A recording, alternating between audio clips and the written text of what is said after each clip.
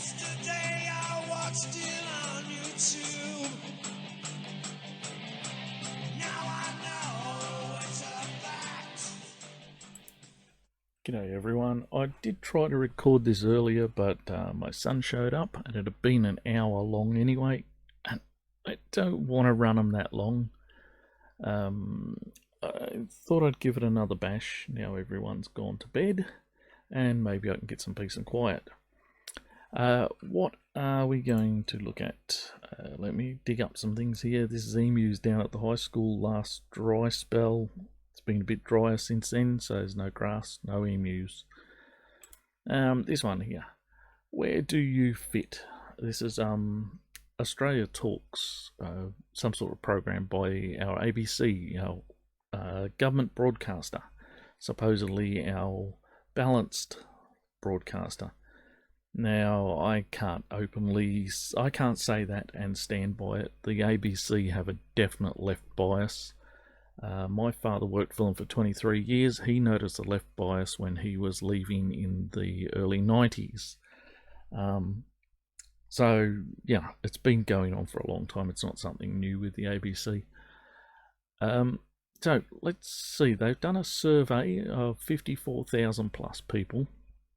And I can do the survey and see how I compare to all the other plebs.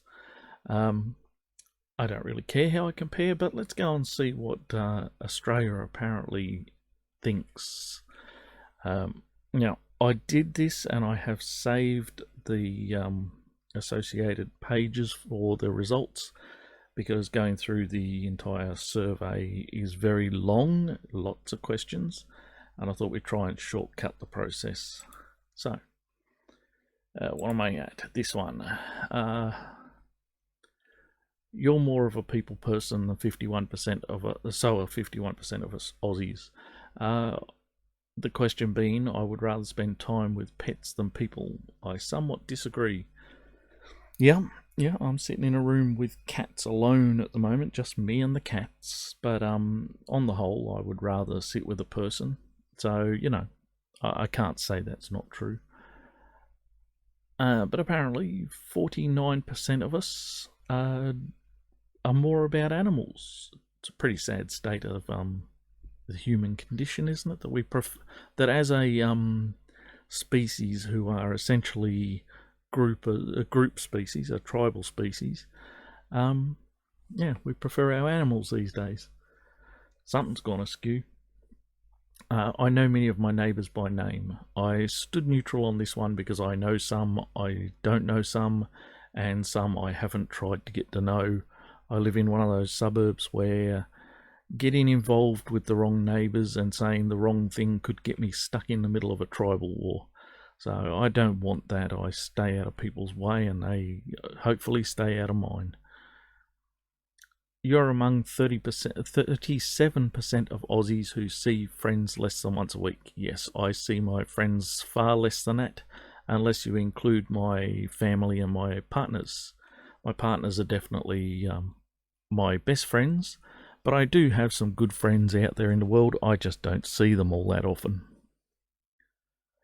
I have good friends because I have very good friends because I'm a bit of an arse, and the people who can put up with me, they're my good friends. You feel happy a lot of the time, but about 1 in 3 people your age don't. That's because I'm a bit of an arse and I'm willing to accept I'm a bit of an arse, and I'm willing to be that arse wherever and however I get about. So, I'm not particularly concerned about how people view me or whatever else. So, I got no time for sadness. You might as well be happy. It's all going to end eventually. You're less worried about what others think of you than 75% of people your age. I think we pretty much covered that one.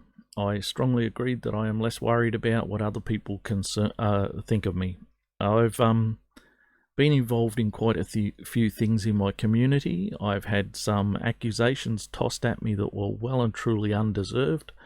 But, at the end of the day, who gives a shit what those people think of me? I would be a hermit quite happily, really, if I didn't have my family around me. I'd probably be a drugged out bum hermit, but I'd be one of those happy drugged out bum hermits just the same.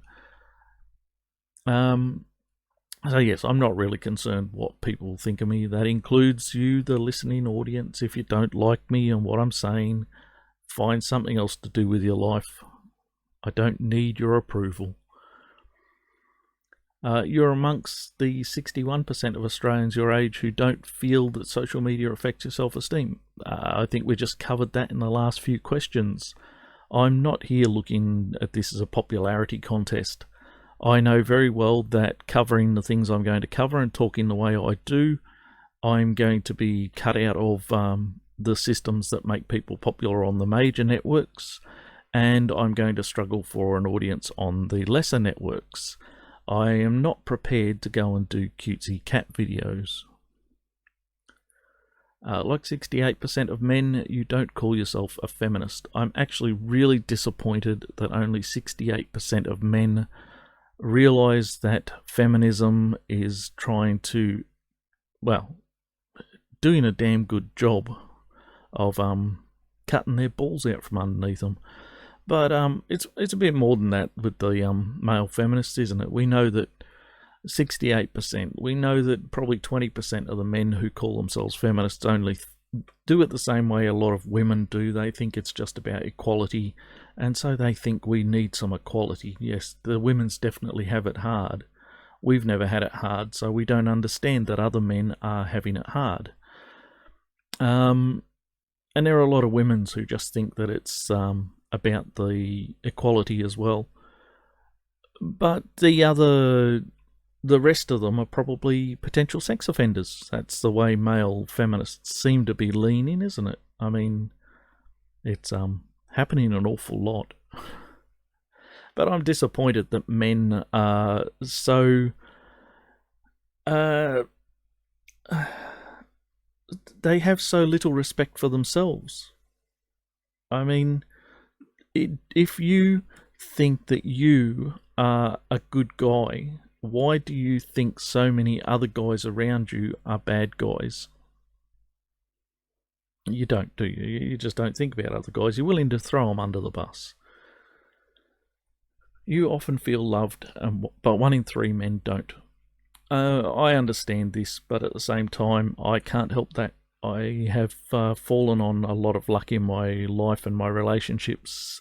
So, yes, I do feel loved, and yeah, sorry for those who don't. You're amongst 76% of Aussie men who can confidently walk home alone at night.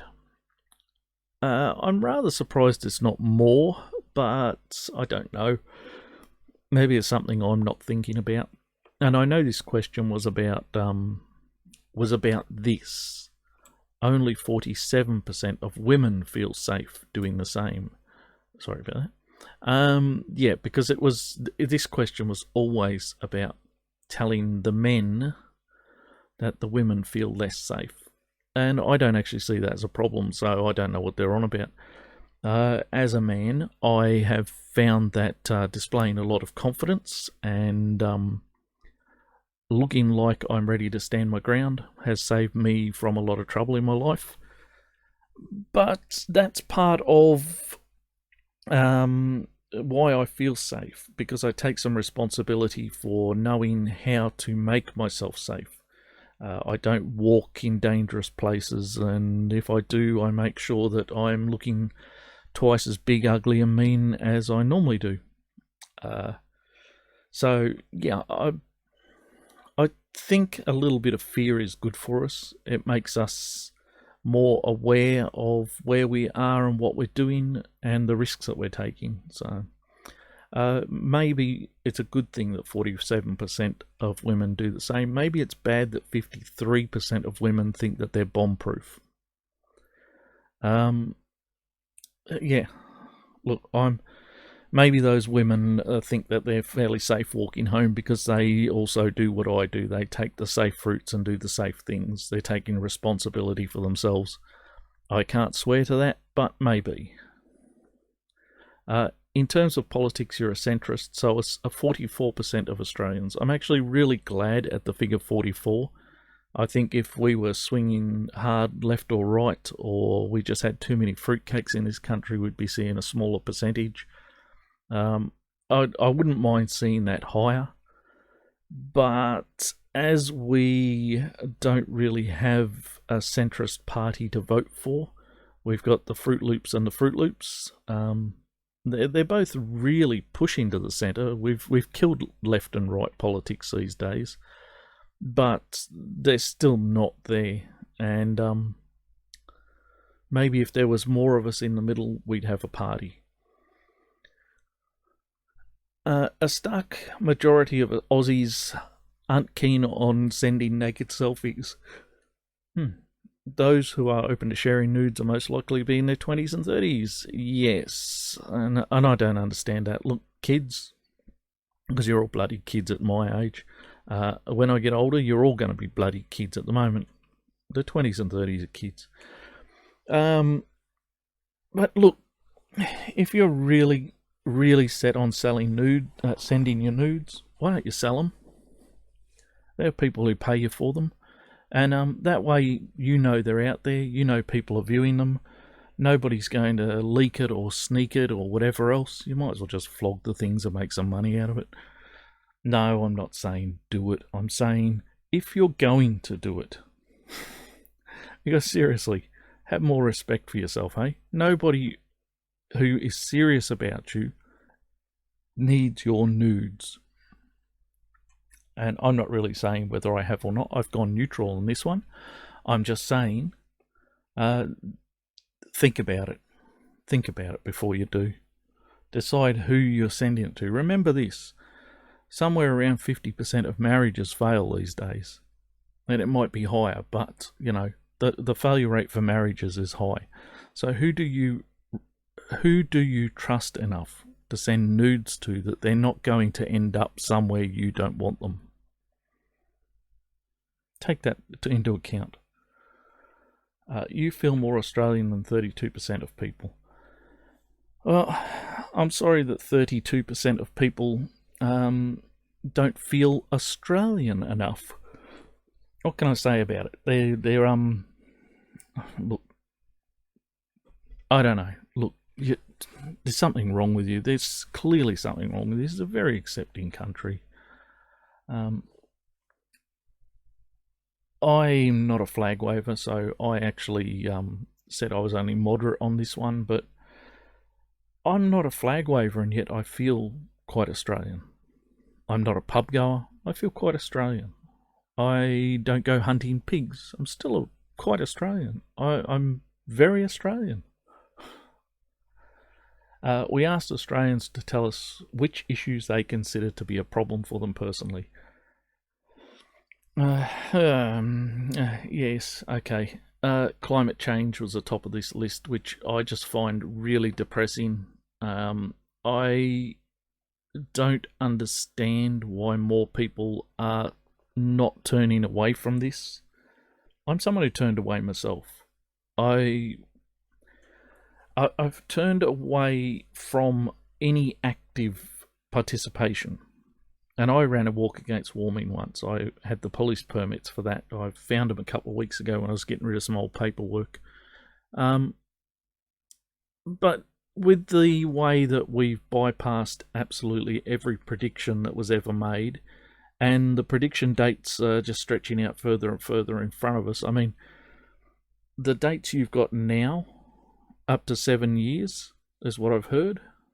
I've been in this game, reading this science and taking note of this for more than 7 years. I've been reading climate science and being involved in climate science and, you know, running walks against warming for closer to 14, 15 years. Which means I've bypassed your end date twice. And trust me, they were giving us the same length of time back then. I think we're better off just, you know, trying to do what humans do best, adapt. If there's an issue, let's work out how we adapt. You are amongst 1 in 5 Australians who think young Australians will be about as well off as their parents overall. I was actually I'd say I've gone with about the same, because they might be a bit better off, they might be a bit worse off. For generations and generations, people have been better off than the generation before, so I suspect better off is more likely, but I'd be happy if they were no worse off than we are. But I think we've hit a technological stalemate, or a dead point in our advances. The technological advances seem to be small and insignificant. We're mainly shrinking down the size of things these days. It'd be nice if we could see some new stuff going on. I'd like to see us heading off into new frontiers, which of course all that's left now is the space travel and the ocean, but the space travel probably being the greater of those. Where's our moon settlement, please? Been waiting for one of those for a long time. But anyway, I've really gone for what I hope for rather than what I expect, because I don't really have a great expectation. I just hope that the next generation, my kids, are doing as well as I've done. It's good enough. You're with 7% of Australians who think concern about climate change is unwarranted. Yes, I've discussed this, and yes, it's the concern bit that bothers me.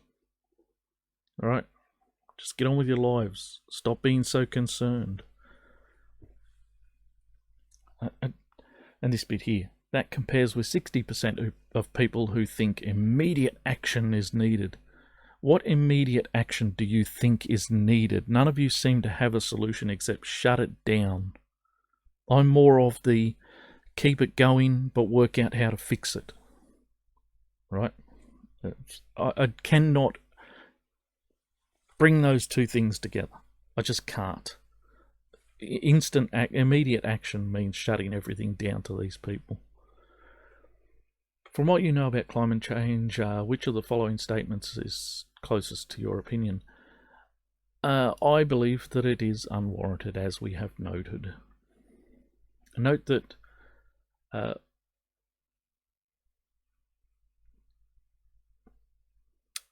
women sort of are in different places to men on these things, but it's in the serious concern that women way outnumber the men. 1 in 5 Aussies like you are unwilling to spend any more of their own money helping prevent climate change. We've been over this. I'm not spending a cent. I had a meme cross my desk the other day. It had young Greta the spoilt brat on it, and another young fellow who has gone on to great things. Her achievement was being a spoilt brat. His achievement was creating a system for cleaning up the plastics in the ocean. Now, which of these two people do you think I would give money? And I'm telling you now, it's not the climate change activist spoilt brat. So no, when it comes to climate change, you're not getting a cent from me if that's what it's going to be funding. You're less confident than 77% of people your age that you'll be able to retire comfortably. Well, I'm an at-home dad. I've been an at-home dad for 22 years. I do not have enough in my retirement fund to buy a new car. I will be relying on my partners to fund my retirement. And that's just the honest truth. I am the wage gap. So yes, on a personal level, I'm not very confident that I can fund my retirement. There are 40% of Aussies your age, like you, don't often feel healthy. I wrote occasionally, but I've actually written this answer twice and said much more often than that. So, yeah, I feel healthy. I don't feel unhealthy. You know, busted up knee, bad back, getting a little on the overweight side. I've passed the age where that's sort of allowed. It's called the spread, isn't it? But I've bought myself a push bike and I'm riding my son to school and I hope to get fitter. I also have other means, but on the whole, I feel healthy. When it comes to mental health, you're amongst 75% of people your age who say you're doing well. Yeah, yeah. I'm glad that there's a high number of those people doing that. I wish we had some solution for the 25%, especially the men who find themselves in trouble and there's no services or help for them. Guys, get down the pub. This survey does have a list of services that you could go and visit, and Men's Line is in there. I recommend avoiding them like the plague. Totally a feminist organisation. It's it's raising its own awareness, its own services awareness through pretending to act for men. Definitely doesn't. This is them. Here we go. Lifeline. Our suicide hotline, mental health distress, whatever it is, not recommended. I never hear anything particularly good about Lifeline. It's run by volunteers. The last Lifeline volunteer I actually met committed suicide. So, yeah, I don't know. Kids Helpline, it's for kids. It's mainly about whether they're being abused in the house and stuff, from my understanding. Maybe about bullying and what have you. I know nothing of them except that it's for kids. Men's Line Australia, 100% feminist. Stay the fuck away. They're the sorts of organisation will tell you you're the cause of your problems. Suicide Callback Service, I believe, is part of Lifeline, and I have been told by people who've tried to use it that getting a call back is hit and miss, so I wouldn't rely on that. Beyond Blue was a men's mental health charity, now run by feminists. So when you go looking at their website, it starts off with women, children, the elderly, the LBGT, and eventually down the bottom somewhere it gets to men. I wouldn't trust Beyond Blue as far as I could kick the ex-PM who ended up running the thing, the ex-feminist female Prime Minister who ended up running it. I don't think I'd kick her very far, and I probably trust Beyond Blue about that far. Headspace is sort of a youth service. I don't know much about them. They don't seem much from what I've come across in the past. Now, Q Life, I'm guessing, is Queer Life, and you're on your own working out what they're about, although, yeah, I'm guessing that there are a few LGBT people out there who probably would not find them very helpful. Certainly people that I've met in my circles. You never want to live in a nursing home, nor do 72% of Aussies. Can't blame them. The places have a really shit reputation. On my desk here, on top of all this stuff, is a nice hammer. If I get to the point where I need a nursing home, feel free to plunge this into the top of my head as hard as you possibly can, and if that doesn't work, plunge it in again, and again, and again, and again. That's how I feel about nursing homes. The idea of sitting around watching other people die just does not do it for me. Roughly 1 in 3 Aussies are struggling to make ends meet. I'm neutral on that one, and I can't remember what. I think I went neutral on that one because I do sometimes, but I believe that you make of what you have the best you can, and so we've always gotten by even in our really hard times. So yes, I'm just neutral on that one. You're less concerned about your job security than an average Australian employee.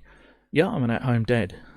But as I do rely on the employment of other people, I'm not worried about the jobs that our family are tied into these days. It took us a long time to get to where we are with some stability, but we got here.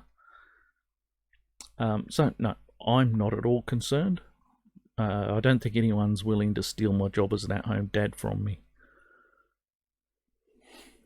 You didn't say whether you are spending more time than you can. spending more than I can affording a housing. I didn't, but I'm not. So, but yeah, I didn't on this one. I live in the slums. I live in the slums because I am trying to get some money together with a purpose in mind. So we chose cheap housing. We've got a 4-bedroom house in a slum suburb with a huge backyard. It serves our purposes for now, but it won't serve our purpose forever. So no, at the moment I'm spending well under what I can afford. By the way, that's how you get by. I get sick of reading these stories about people who are $5,000 credit card debt and I can't afford my housing, but I live in the middle of Sydney and I went to Europe on a holiday last year and that's how I tapped out my credit card. You created your own problems. Stop your fucking whinging, right? I am in cheap housing, and before I was in cheap housing, I've done a whole lot of other things that kept me under budgets, and I've been much poorer than I am now. And I have kept, until I met my wife, I was in share houses all the time. After I left home, I went into share houses. I shared houses until I met my wife. So, you know, that's how you get by. You don't get by having a flat in the middle of Sydney and taking a holiday to Europe. I am spending more than I can afford on housing, right? I stayed neutral. You're amongst the 58% of Australians your age who don't have much of a problem with their work-life balance. I'm an at-home dad. I got no problem. I do not understand at all the feminist cry that housewives have it hard.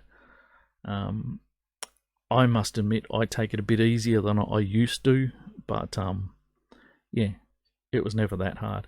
I started a business rather than watch daytime TV and iron like my mother did, you know. To what extent do you consider work-life balance a problem? Yeah, righto, not a problem. Is Australia the best place in the world to live? You and 70% of people think so. Well, that stands with about the 30-something odd percent of people who don't think that they're very Australian, doesn't it? Look, I've travelled. I've been around. I've lived in China a couple of times and go there fairly regularly. And I come home and I know I live in, if not one of the best, the very best country in the world. I know it's got its problems, but on the whole, socially and economically and politically, we're a pretty stable country. You're amongst 39% of Australians who are somewhat satisfied with the way things are going in Australia. Overall, 57% of Australians are dissatisfied with the direction the country is going. Clear division lines of coalition voters. Yeah, look, I've seen governments come and go. We are forced to vote in Australia, or we're fined. I've only ever missed one election in my life. It was a public, local council election, and I just moved across the country. So they don't tell you these things on the other side of the country. Argued my way out of that $50 fine. But yeah, look, I've seen governments come and go. I've seen policies change and go all over the place, and I don't think we're in that dire a situation. It bothers me a bit that other people don't sort of look at this as swings and roundabouts. Next election, we're likely to end up with a Labor government. It's going to mean a huge social justice push into our country. That's what's going to happen. The Labor Party are essentially... depends, right? The Labor Party are social justice, but if they get in on the back of the Greens, who hopefully are losing more seats than they're gaining, but if they have to come in on the back of the Greens as they have in the past, we're not only going to be looking at social justice, we're going to be looking at socialism. But then, after a couple of years of them pretending like they know what they're doing, we're going to end up with the Liberals back. And the Liberals are going to change enough things that they feel comfortable, and then Labor's going to come in and change enough things they feel comfortable. Well, it's going to go backwards and forwards like that for eternity unless we can change the electoral system in Australia and get a third party up there.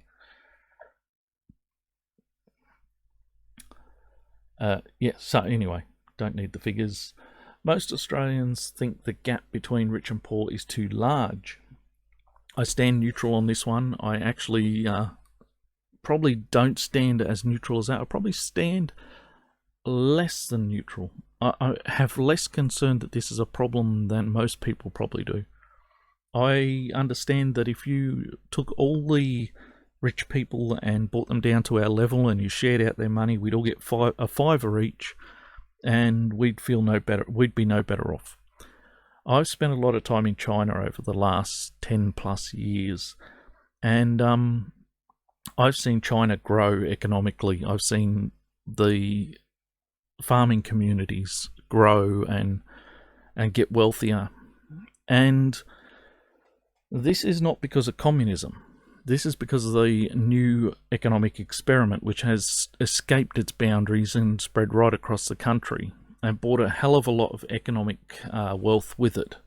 The government used to tithe the farmers 10% of their crops, the top 10% of their crops. That went to the government as their payment. These days, the government pay a premium price for the rice, and there are private buyers in the market as well who will pay more. So you're sort of guaranteed a price by the government, and the private buyers can vary. That's how the private buyers versus the government market works. But in any case, what it's done is brought a lot of wealth into the country as well, not just the cities. But prior to the new economic experiment, China was a communist country, and what it had done was brought everyone down to the same level of poverty. And by bringing everyone down to the same level of poverty, it had taken out all the drive to succeed or do better or to develop new things.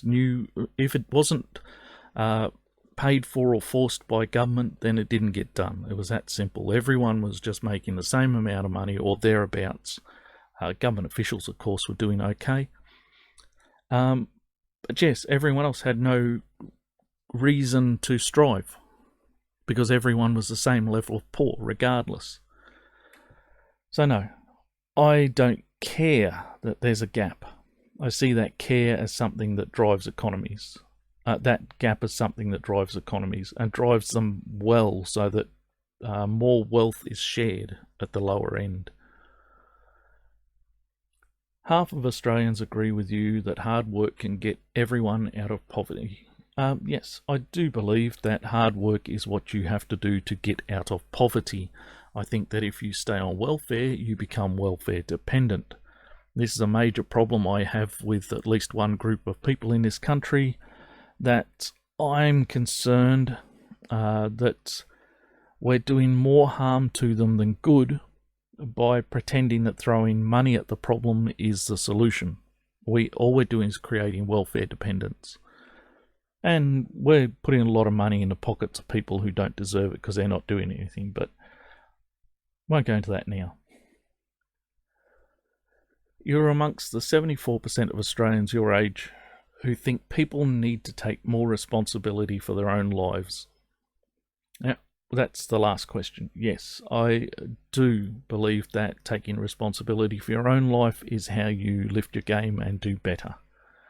Whether it's your personal safety and security, whether it's your income levels, whatever it is, when you take responsibility for it yourself, you do better. My father wouldn't buy me a car when I was a teenager. He said to me that you respect it more when you earn it yourself. And this falls into that category. When you take responsibility for everything in your life, when you start making the money to pay your bills, when you put the effort in to hold your family together and support your family, you respect them more. Everything becomes more work and you understand its value. When you just give people things, they don't understand its value. 2 in 3 Australians think that people who live outside the big cities get a raw deal. I live outside the big cities. I know I get a raw deal. We're a mining town. We bring a hell of a lot of money into the government coffers, and most of that money goes to the cities because it's dished out on a per capita basis rather than on a where the wealth comes from basis. But even so, I'm 750k out of Sydney, and most of that money is in Sydney. And some of it goes to the places with bigger populations between there and us. We're a very small population. We're getting a dribble of money coming. If we were getting more than our share per capita, we might into services. I don't want money in my pocket. What I would like to see done is services and community projects over long periods being supported. So I ran a radio station here for 5 years, but we couldn't get any support from local government, and nobody else was offering anything. It's hard work to get the money, but I've had to close that down. That doesn't exist anymore. It's something gone from our community. And it is greatly because, well, there's the miners out here, they're buying property on the coast. The shops out here, they don't stay open very long. They don't succeed well unless they're dealing to the tourist market or the fancy fandangle things. The only thing that survives here on any lengthy basis as a supermarket. So yes, I just think that a little bit more of the coffers that we send out coming back to us wouldn't do us much harm. And it really wouldn't cost that much to keep things like a community radio station supported and alive, which has a great deal of things to offer to a community. Religion is less important to you than to 49% of Australians.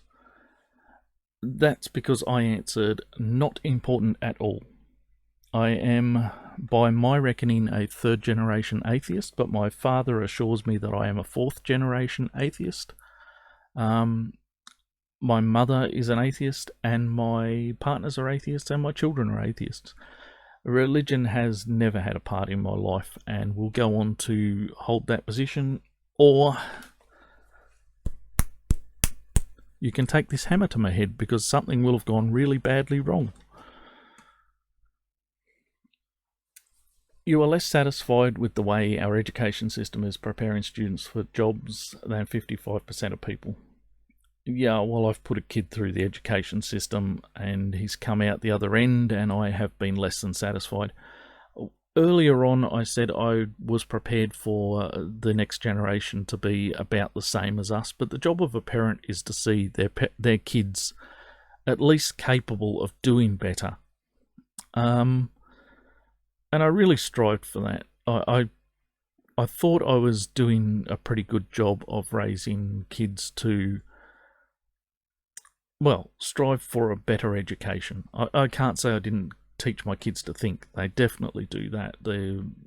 Their ability to reason and what have you is high enough, but I had hoped that they also used that to strive in education, and the schools didn't seem to be able to offer the support that was needed for the son who has left. Hopefully the next one, he starts next year, hopefully he'll get through it with less trouble. At least I'll know what's coming. Like 68% of Australians, you think political correctness has gone too far. I strongly agreed, apparently. Well, I don't know if strongly agreed is really where I stand. Maybe mildly agreed, but yeah. Political correctness has gone beyond the point of reasonable. We're now seeing this move towards having to call people oogle-fluggle-bloops if that's the gender they've chosen. And I think that just makes life more difficult. We've seen the meetings where people get up and they say, I am cisgender, I refer to myself as oogle-fluggle-bloops, and that's how they start every conversation, every meeting, and we're supposed to remember that and refer to them that in that way. I don't think I have ever walked up to a person in the street and said, Hello, I'm Flora, I'm cisgender, my pronouns are he and he and he. No, I don't think I ever needed to, and I don't think the conversation ever needed to refer to me as he. So this is just ridiculous bullshit. And we're seeing this, I mean, that's just one aspect of it, but we're seeing this coming into our society, and it's just crap. You're amongst 1 in 3 Australians who think that people should be allowed to say things in public that discriminate against minority groups. Yes, because I believe we should be allowed to discriminate against anybody, and providing that discrimination doesn't cause them any physical harm, or we're not bullying them, because I will push to mental distress being something associated with continual attacks. I think if I just walk past you in the street and I say something rude to you, that's just me being a rude bastard, and that shouldn't be a crime. But if I walk past you every day at the same time and I called you that same thing every day, that could be considered bullying, even harassment. I think then we can draw a bit of a line. How we draw that line, I'm not entirely willing to say, but maybe we could draw a line. I got to say, I'm not a tough taskmaster there either. Slap on the wrist first time, 2 slaps the second time, and then throw the book at you. I don't know. But yes, I think we should be allowed to insult everybody. We should be allowed to be biased and discriminate against everybody. I have a business. I won't be employing women. And I'm saying that because I'm not employing anyone at the moment. But should I need to employ anyone, I have 2 female partners, so there are already women in my business. I can't be pulled up for discriminating on that basis too easily. I hope to never have to employ anyone again, and I think I can avoid that. But it is definitely on the list, and my partners agree with me that I won't be employing women. I've had my accusation of sexual misconduct, or whatever the fuck it was I got accused of, and I can tell you what the conversation I think was that made her think that she had the right to make that complaint, and it had nothing to do with sexual harassment or otherwise. But yes, I've had my false accusation, and I and my business are worth far more to myself and my family than that. So no, I choose to discriminate as I see fit. I also won't do charity for certain groups because they've shat on me far too often in the past. So corporate and religious charities I will not do for free. That's just how I discriminate against those groups because, well, they've essentially, corporations haven't discriminated against me in the past, but when McDonald's asked me to perform for free for their Happy Day meal thing, where I know they give, back then we're giving $1 for every Big Mac that's sold, not for every product, just the Big Macs. And the CEO doesn't take a pay cut on that day. They wanted me, a small-time performer, to work for them for free. And I told them how much I'd cost. They abused me a bit after that. They tried to run my name through the ringer, but I made it quite clear I don't do corporate charity. And religious charity has shit on me time and time and time again. So I just gave up ever wanting to work for them again. But it's my right to do that. It should be my right to do that. Okay. You're not too sure whether there's a lot of racism in Australia. Actually, I'm sure there is racism. I apparently replied to this as a neutral. But I don't think it's systemic. I think there's a lot of it goes both ways. I think when you say you can't be racist against white people, that's a load of shit. And I know there's a lot of racism against white people because I've lived in communities as a white person in this country and faced discrimination. I have also lived in China and I have faced discrimination there. So I recognise discrimination and racism, and I know it's happened to me. So I know it's out there. I don't think, however, that in Australia it is systemic in any way. There might be small groups and there might be individuals who are racist, and there are certainly some. Look, I live in a suburb which here has a derogatory racist term. It's its common name. So I know that there are ways in which there are elements of racism floating about us. I think some are less harmful than others, and who cares? But I think this is also that thing we should be allowed to openly say whatever we want about anyone. Because it's better to have what's in our mind out in the open to be discussed than to have it boiling away in our minds to turn into something rotten and toxic. You are amongst 30% of Australians who think white people do not have an unfair advantage in Australia. Worse than that, I think we're at a disadvantage. Right, there are tiers of advantage in this country. Basically, we start with the Aboriginals, women and migrant women, Aboriginal men and migrant men, and then essentially white men at the bottom of the ladder. Services and welfare payments and education offered for free and so forth, those groups all have those things on top of the base standard that the white males get. And white females to a large degree. I can't say that all white women are getting the best of everything either, because you really have to know how the system works sometimes to get all those things. However, if you're in those top tiers, there are people willing to throw things at you. I know a young fellow who went to university, and the first thing he did was call me up and say, they've offered me money, should I take it? Just because he's that top tier minority. I told him to take it. You know, if the government's going to throw you money, you might as well take it. And I know he's a hard-working fellow, so, you know, might as well take the money. Yeah, so I think we actually are on the bottom end rather than the top end of that. There's no advantage for us, but there are disadvantages.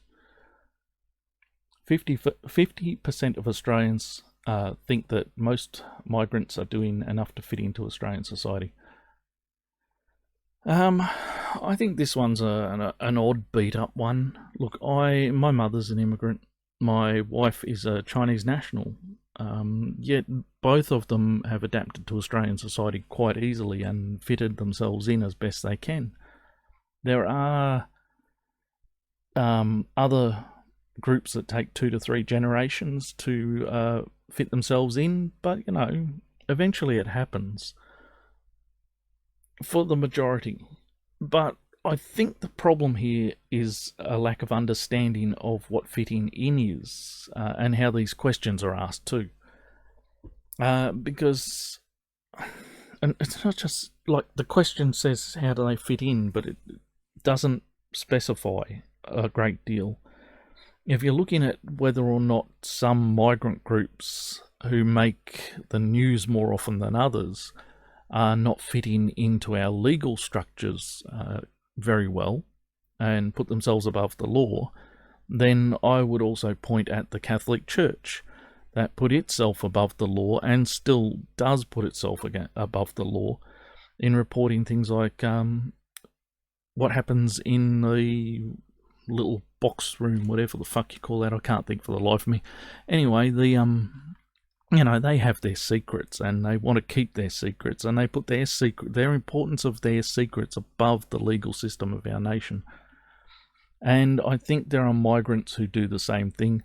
They come here thinking that they're still under a legal system similar to where they came from, or that our system is too weak and doesn't apply to them, or something. I don't know. Maybe their religion, like the Catholics, has more importance, more relevance to them. However you look at it, I think that's where the problem lies, and I think a lot of the people who might have answered that they're not fitting in are leaning towards this largely press and media idea that these small minority groups who don't fit in legally are the majority of migrants, and I don't think they are in any way, shape or form.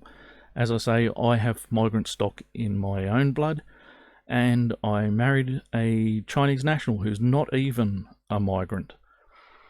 She's just a permanent resident, and she's managed to fit in. So, you know. You're amongst 1 in 5 people who don't agree that Australia needs to do more to address injustice for Indigenous people. This leans on a couple of things I've brought up before.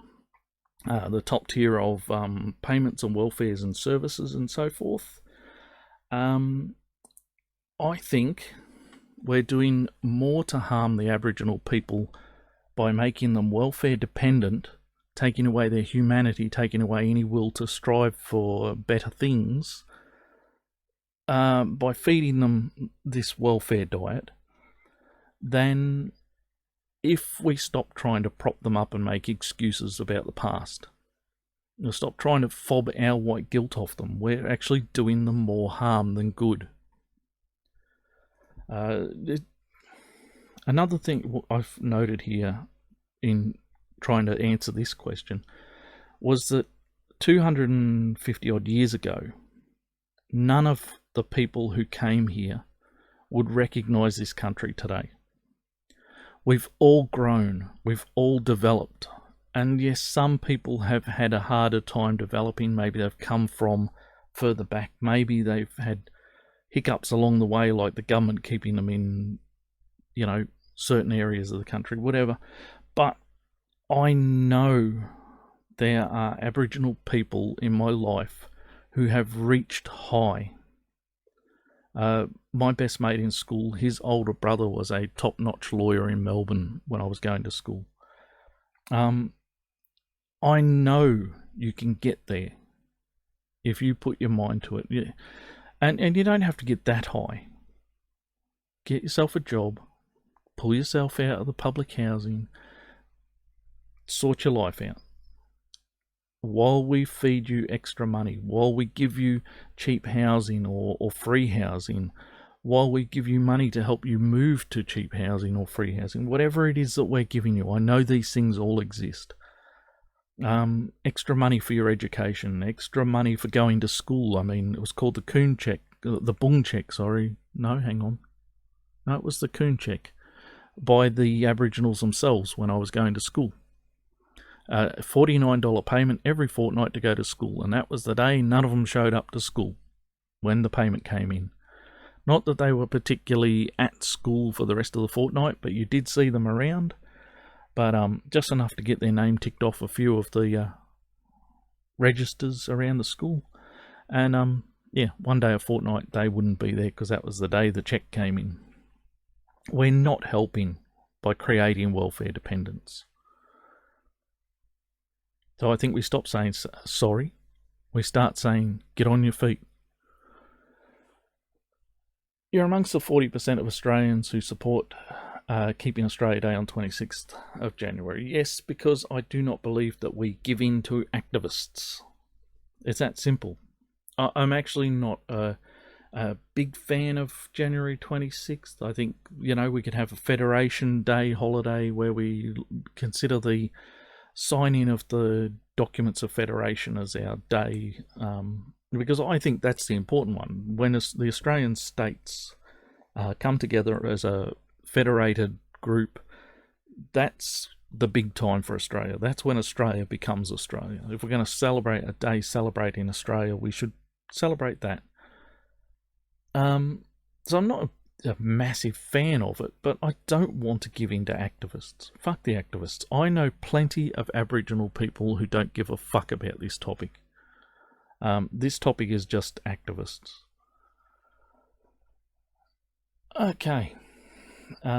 You are in the 41% of people who think that people in Australia occasionally discriminate. Sorry about that. It's getting late, did I say? And I can't read for shit, obviously. Again, on the basis of religion. Look, I'm a lifelong atheist. I've been an anti-theocrat for as long as I can remember. I remember the scouts coming home from their camps and jamborees telling us about God, and I would bring up the issue and argue it out with them way back then in school. And, you know, I did Sunday school and religious education at school, largely my own choice. When I decided not to do them, my parents were quite happy for me not to. But they did think that a little bit of education on religion was good for me because, then I would understand other people better. I think I learned to argue with other people better.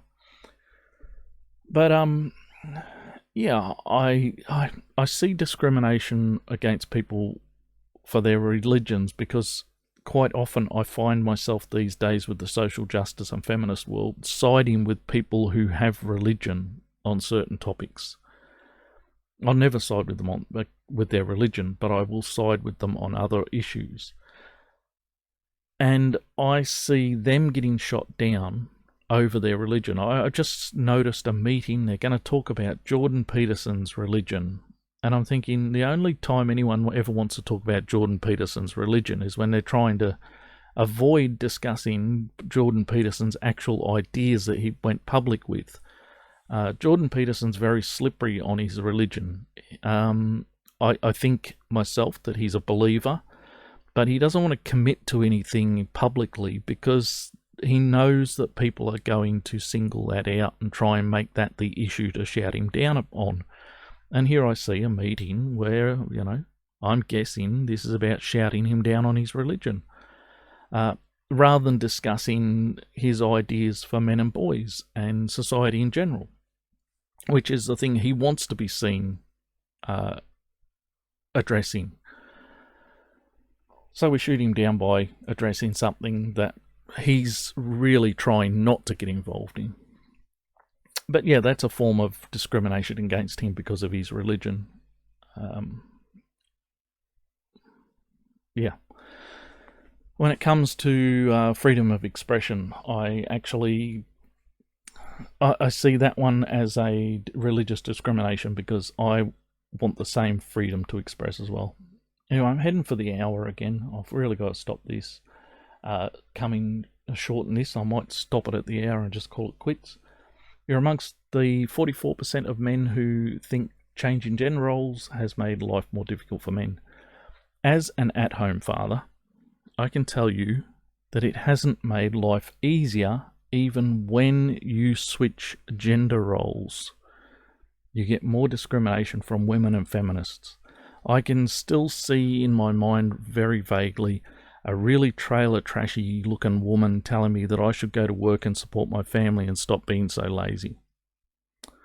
So that was her, obviously her idea of how much she respected the job she was doing as an at-home mother. She obviously had a very high regard for what at-home mothers do. But as an at-home father, she felt that it was well within her scope to tell me to my face to go and get a job. So yes, we go back 100 years and men had responsibilities that are now legal responsibilities, leaving men only with the job of paying for the responsibilities. And yes, that has to be confusing. There's a lot of other ways that I can address how things have changed for men that takes away a lot of who they are, their identity, their biological workings, really. But yes, changing gender roles doesn't help anyone. And then the idea of gender roles being pushed by bloody feminists who want gender roles abolished, there's something wrong with that too, so I don't know. This is a really shitty thing to be discussing in a short question. Like 48% of men, you think men and women do not get equal treatment in Australian society. Now, I know that they're pushing this as the idea that women don't get equal treatment, and I am going to call bullshit on that because it's men who aren't getting the equal treatment. Feel free to discuss. You're with 47% of Australians who think smacking kids is acceptable. Yes, I do. Because there is a difference between a smack, a hiding, and a flogging. And if you're getting to the point of a flogging, then maybe you need to step back and assess the situation. This was about smacking. I'm okay with smacking because I think that hitting a child should be about the shock value, not the pain value so much. It's about telling a child that they've reached the limits, they've pushed you too hard. And children push their limits, that's what it's about. I've seen the Dr. Spock generations since I was a kid, and I know what kids who don't have boundaries are like, and I do not like them. I don't like them because they're the bad ones. So yes, smacking is about setting a boundary, a point at which you've reached no return. Let the child know that this is too far. Are kids necessary for a fulfilling life? I'm amongst 1 in 5 people who aren't sure about it. No, I'm just neutral on it. I'm not unsure about it. I'm neutral. Because I think you can have a fulfilling life without children. But I know there are surveys out there, there are studies out there that show that women are more satisfied with their life when they've had children. And I know there's a lot of men out there who have been alienated from their children who would love to have their children to bring more fulfillment to their lives. So I can't say that children don't bring fulfillment, but I think you can find fulfillment without them. So I just didn't want to go drawing lines on that one. I have 2 sons myself, and do they bring me fulfillment? I don't know. Look, I love my sons. Would I have been as happy without them? I don't know. You know, that's winding the clock back, and I can't do that. You're among the 13% of Australians who think technology's impact on society is a net neutral. I do. Every society has had its advancements, and every society has had its evil demons, and the technology is both of those things and has been for a long time. But the world has progressed regardless of technology being the evil, which I think means that technology is a net good. But when we sum it up with its downfalls, go back a bit and people used to walk a lot more. And our advancements in transport technology means people are getting fatter. So technology balances both ways. And I just thought I'm going to go neutral on this one. It's not worth going positive or whatever. I know technology has given us a lot of positives, but it comes with a certain set of negatives as well. Only 1% of people agree with you that there is no need for Australians to show more respect for one another. Too bloody right. And I should have strongly disagreed on this one. Because I thoroughly believe that respect is earned, not given. I think there's a big difference between a polite society, where we are nice to one another in passing, and actually turning that into respect. I do not think I am given... I should be required to respect other Australians. I don't even like most people I meet, and you're asking me to respect them. No, it's just not happening. Along with 90% of Australians, you don't trust politicians to tell the truth. Well, that's because I don't trust anybody who's protecting their job to tell me the truth, if the truth is going to do harm to their job. Politician has to come back and apply for their job every 3 to 5 years, depending where you are in the world, and they are going to lie and fudge over anything that could hurt their job. And that goes for anybody who thinks that telling you something could hurt their job prospects. So yes, I don't trust politicians. I don't trust anybody whose job's on the line. You're more optimistic about the future of the world than 70% of Australians. Yeah, I know, pessimistic lot of Australians. But what are you going to do? More optimistic about the future of Australia than 48% of people? Oh, the world. Yeah, righto. Australia. Yeah, I don't know how you're particularly less pessimistic about Australia than the world, given that we are sort of a global entity these days, and whatever happens to the world, that's going to pay back on us, isn't it? So, what are you people thinking? I know people don't understand global economics. You're more optimistic about the future than 21% of Australians. Yeah, all right. I'm just glad there are this many of us that are optimistic about this particular thing.